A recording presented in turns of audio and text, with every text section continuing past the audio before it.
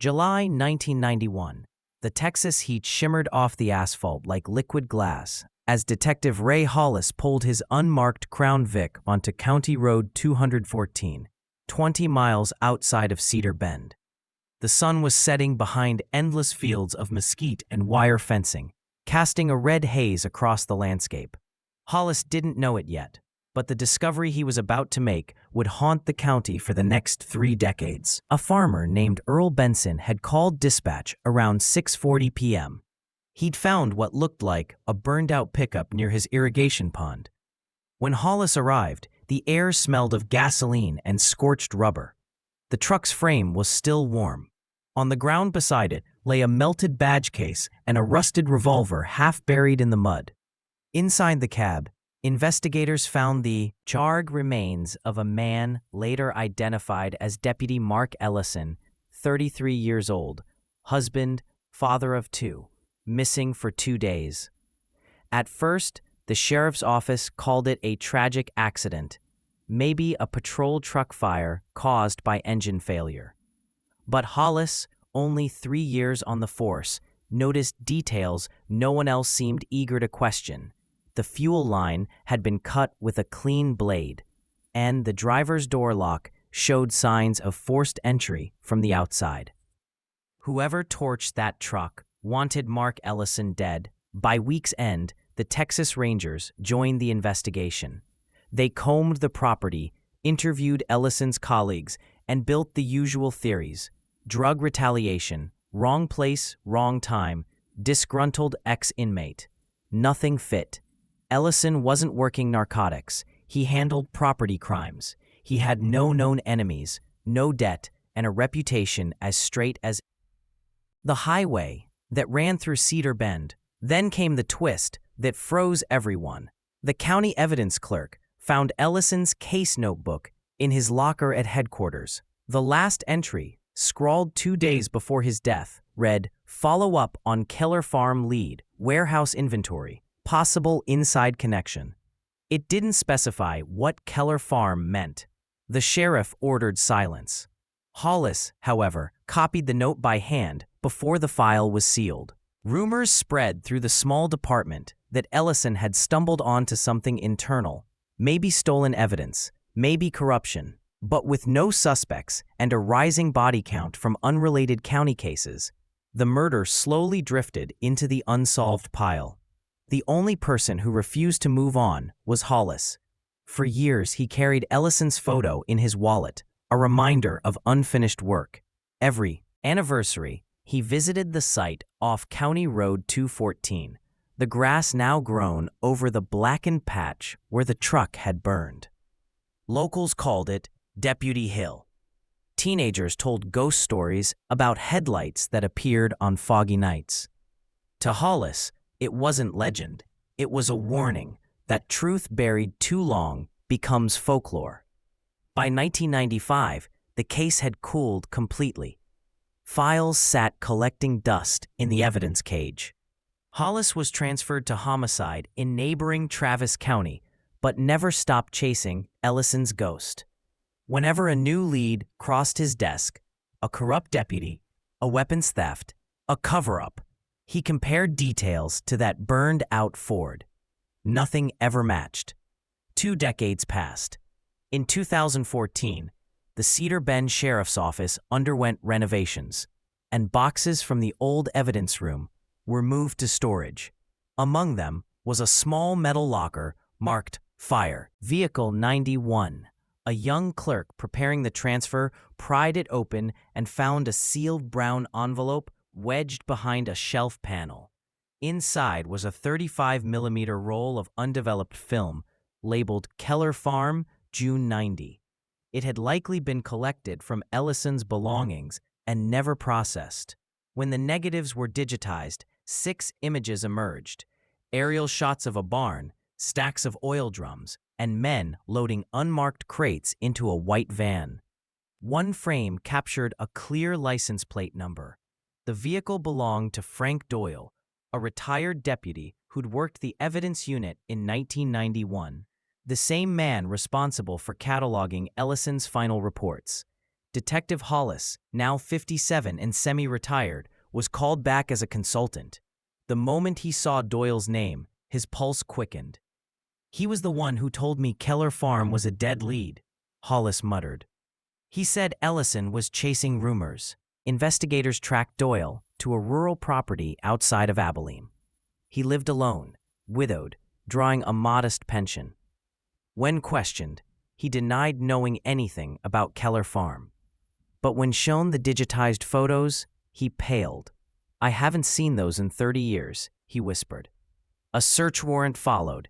Inside Doyle's workshop, detectives found a rusted evidence locker, stenciled Property 74C. Inside it, items that should never have left the department. Sealed narcotics packets, unlogged cash bundles, and 2 missing .38 revolvers from 1991 inventory. One revolver's serial number matched the melted frame found beside Ellison's truck. Forensics confirmed it was Ellison's own service weapon. The bullet had been removed, but microscopic residue matched blood traces preserved on the original crime scene report. The implication was chilling. Someone inside the department had used Ellison's gun to execute him, then torched the vehicle to destroy proof. Doyle was arrested, but claimed he'd been keeping the evidence for protection. Under interrogation, he admitted Keller Farm had been used as a storage front for stolen police property, seized cash, firearms, and confiscated drugs, diverted before they reached official inventory. When Ellison found out, Doyle said he confronted the wrong person. "Who?" Hollis pressed. Doyle hesitated.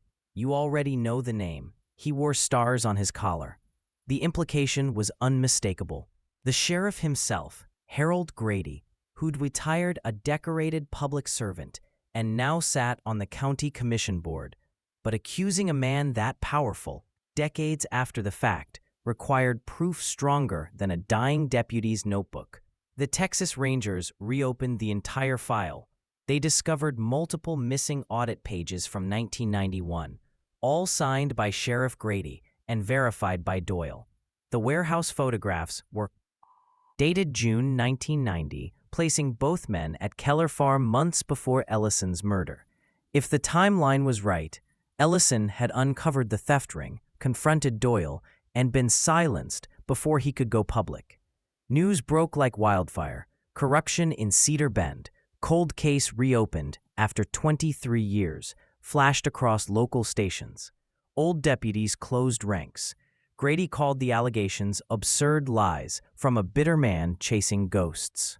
Still, investigators subpoenaed his financial records.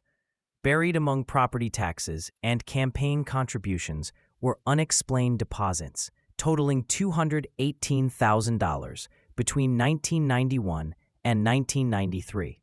Money never traced to legitimate sources. While the media frenzy grew, forensic teams used new 3D scanning on Ellison's revolver. They recovered Hollis attended every session, seated quietly in the back. He'd spent half his life waiting for that room. When prosecutors presented the photograph of the warehouse, he closed his eyes. He knew, he thought. Mark knew, and we buried him for it. But the most stunning moment came not from evidence, but from Doyle himself. Facing multiple felonies, the aging former deputy agreed to a plea in exchange for testimony. On record, he confessed that the night before Ellison's death, he'd been ordered to follow the deputy after shift and keep him away from the farm. When Ellison caught them unloading crates, Sheriff Grady arrived in person. A struggle followed. Doyle said he heard a single gunshot, saw Ellison fall, and was told to clean it up. Grady allegedly placed Ellison's gun back in the truck before lighting the fire. When asked why he stayed silent for 23 years, Doyle answered, "Because every badge in that building belonged to him." The courtroom fell silent. In 2015, prosecutors filed murder and conspiracy charges against the retired sheriff. Grady, 74, was arrested at his ranch. Cameras captured him being led away in handcuffs.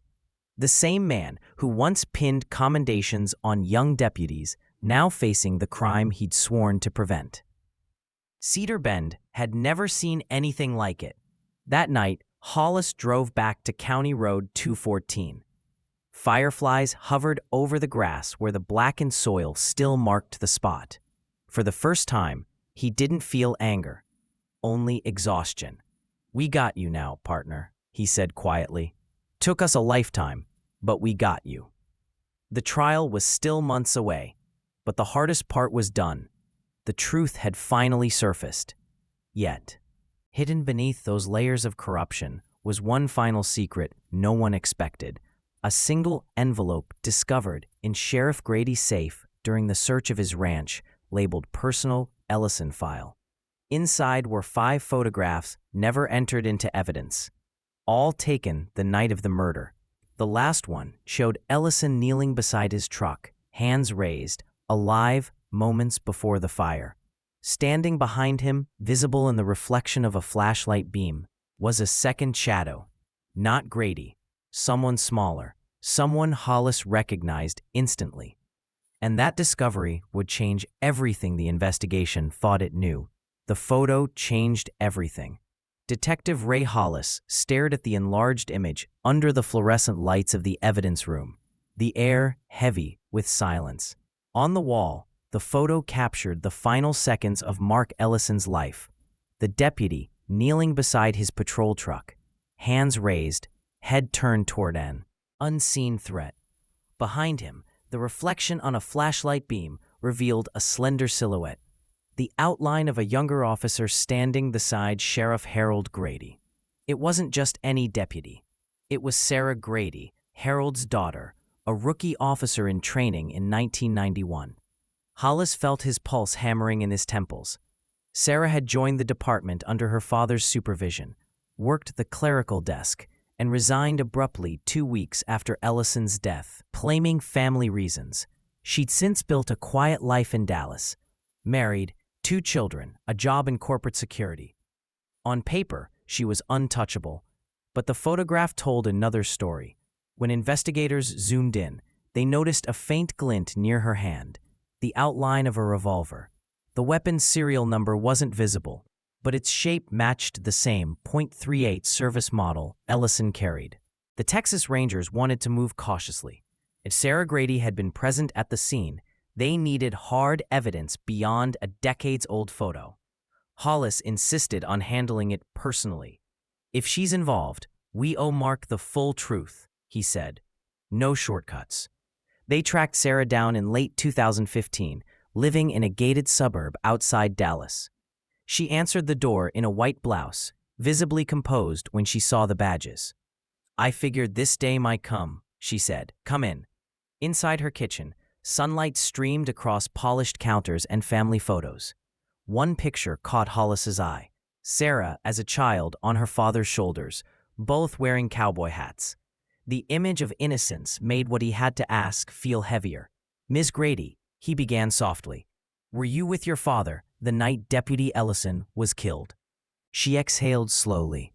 "I was," she admitted, "but it's not what you think."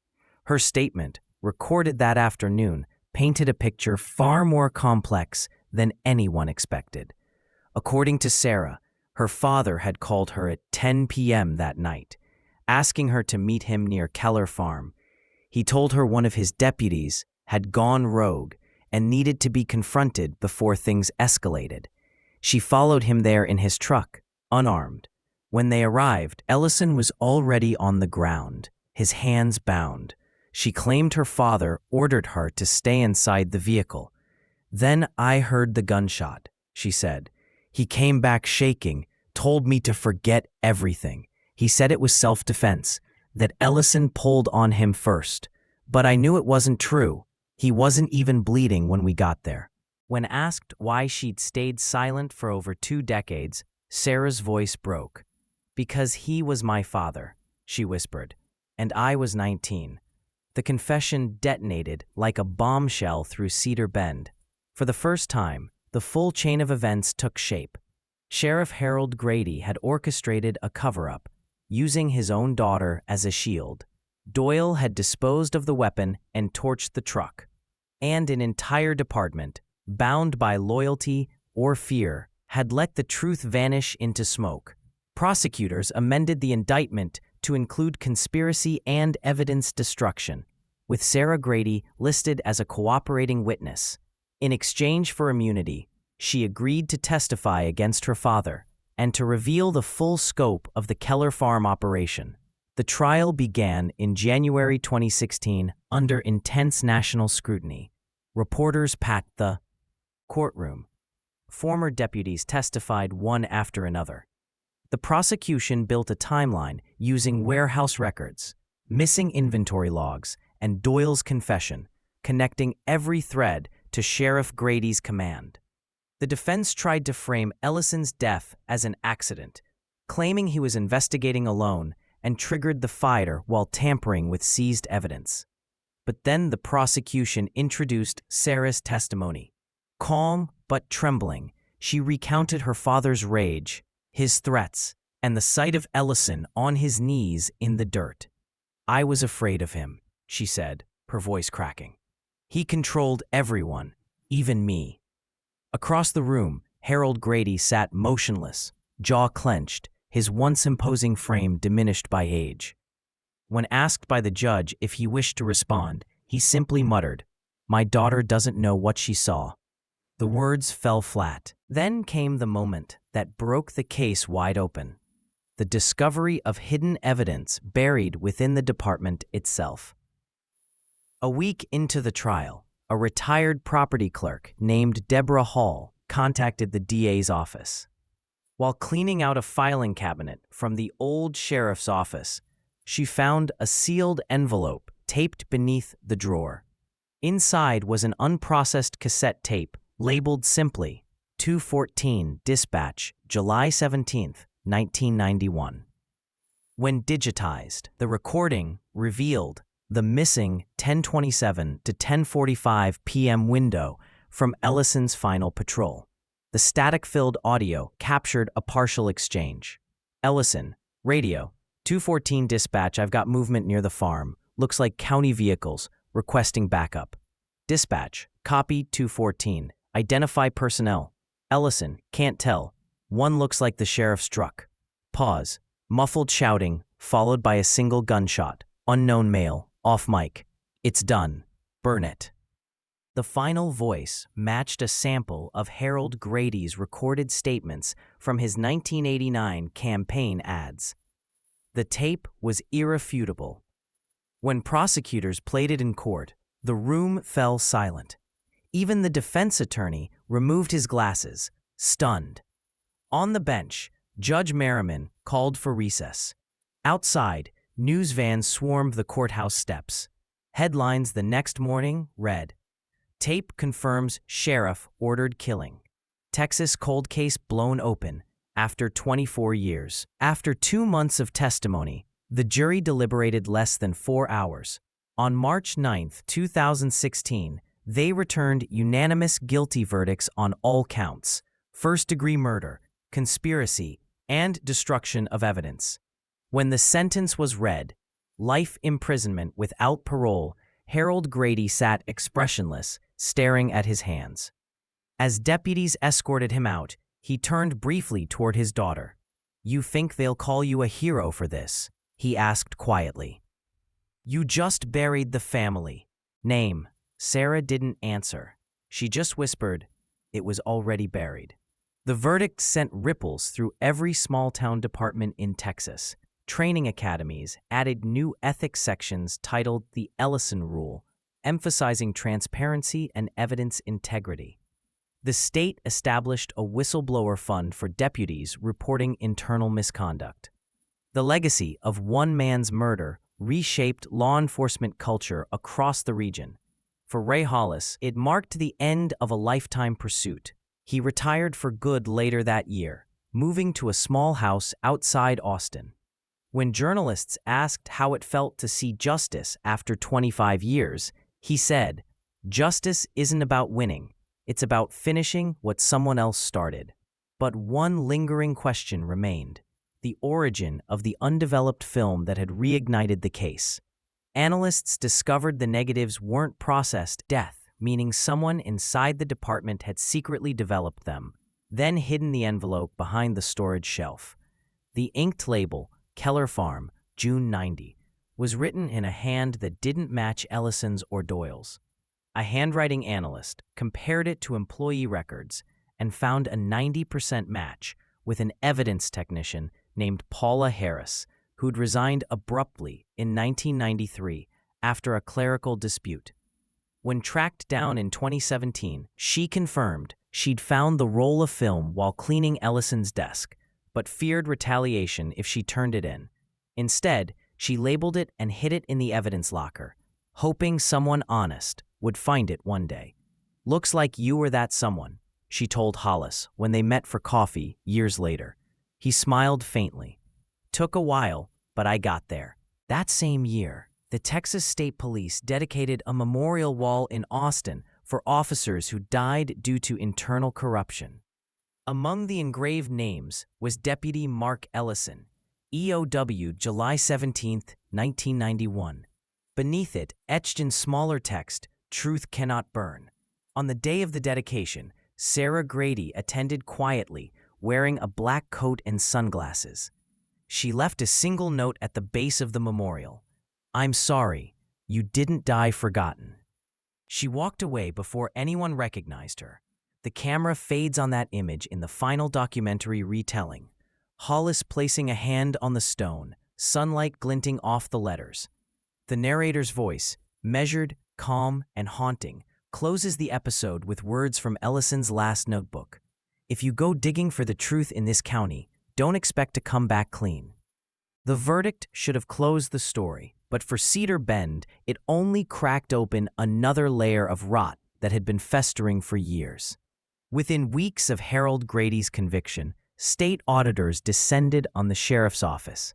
What they found stunned everyone. Decades of falsified overtime logs, missing inventory reports, and seized property that had quietly vanished into private accounts. The corruption Ellison had stumbled upon in 1991 hadn't been a single man's secret. It was an entire network of silence. Detective Ray Hollis, now officially retired, spent most mornings sitting on his porch, overlooking the hill country, watching the sunrise burn through the mist. He still kept Ellison's notebook beside his coffee mug, the edges worn soft from years of handling. Reporters kept calling for interviews. Podcasts wanted his inside story. But Hollis always gave the same answer. "It wasn't my story. It was his." In early 2017, he received a call from the Texas Rangers Cold Case Unit. While cataloging evidence from the Grady investigation, a technician had found a sealed manila envelope labeled Property Locker C214, restricted. Inside was a single Polaroid photo of a young boy, maybe 10, standing beside a white patrol car. On the back, written in faded ink, "For your father, he saw too much." Hollis stared at it for a long time. The handwriting matched Harold Grady's. The boy was Jason Ellison, Mark's son, now 36 years old and a police officer himself in San Antonio. The implication was clear. Grady had known exactly how deep the danger ran. It wasn't just about silencing Mark. It was about warning anyone who might follow in his footsteps. Hollis met Jason at a small diner off Interstate 35. The young man looked eerily like his father, same square jaw, same quiet eyes. He'd never known the truth until the trial. "I used to think the badge meant honor," Jason said. "Now I realize it's only as clean as the hands that wear it." Hollis slid the Polaroid across the table. "Your dad was fighting for this to mean something again," he said. "Don't let him down." That night, Jason Ellison made a decision that would define the rest of his career. He requested a transfer to the state's Internal Affairs Division, the same unit that had once ignored his father's death, and began building cases against officers accused of misconduct. Quietly, methodically, he became what his father had been, a man who refused to look away. Meanwhile, in Cedar Bend, the community tried to reclaim what it had lost. The burned-out patch off County Road 214 was officially designated the Mark Ellison Memorial Site. Volunteers from the local fire department cleared the brush and erected a granite marker engraved with his badge number. Each July 17th, a candlelight vigil drew hundreds of residents, deputies, families, and children who hadn't even been born when the crime occurred. Among them was Sarah Grady.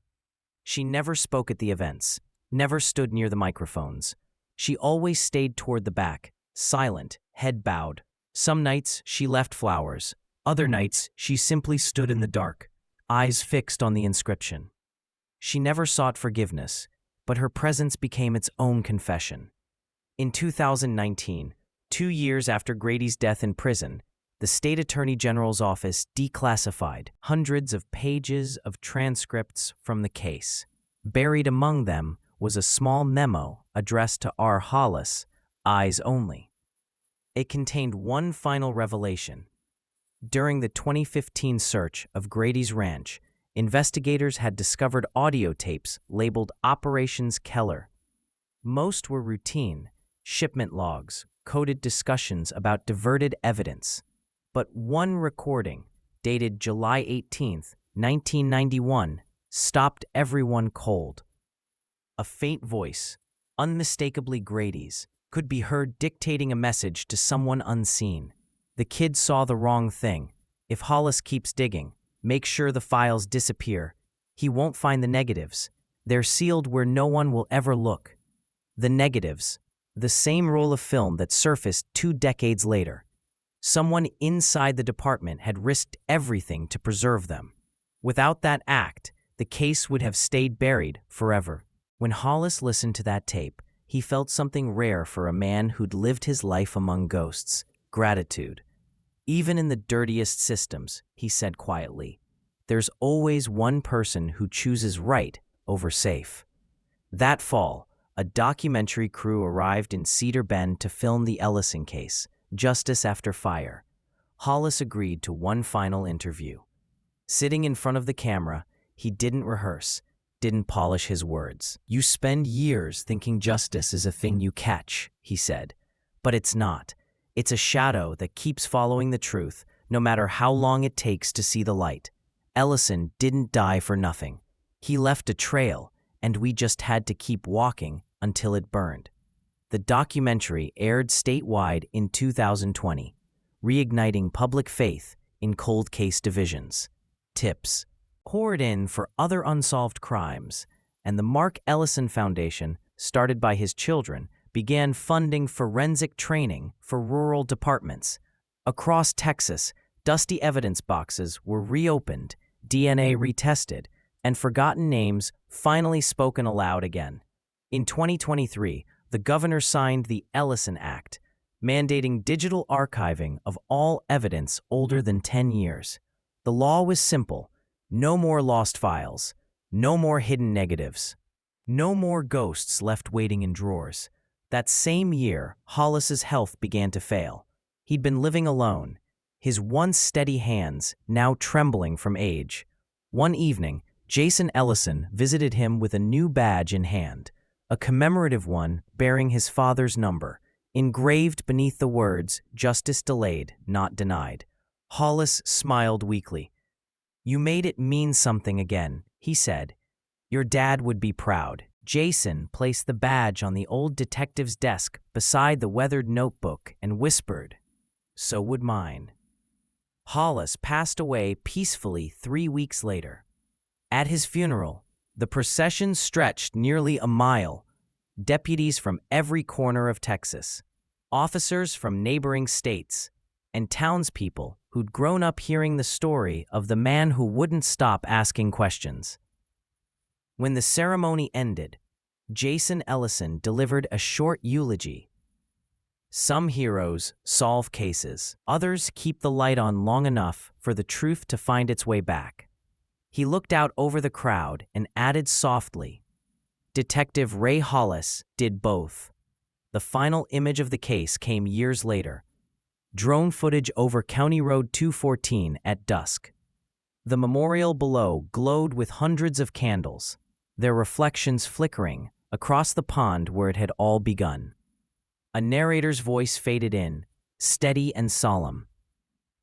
In 1991, a deputy died chasing a truth no one wanted to see. In 2016, that truth burned its way back into the open. And today, every officer in Texas carries his story as a warning. That silence is the deadliest crime of all. The screen faded to black with a single line across the bottom. Dedicated to Deputy Mark Ellison, Detective Ray Hollis, and every truth that refuses to stay buried. Then came the familiar outro, calm and deliberate. This case reminds us, justice doesn't vanish, it just waits. Subscribe to Revealed Crime Cases for more stories where the past finally speaks.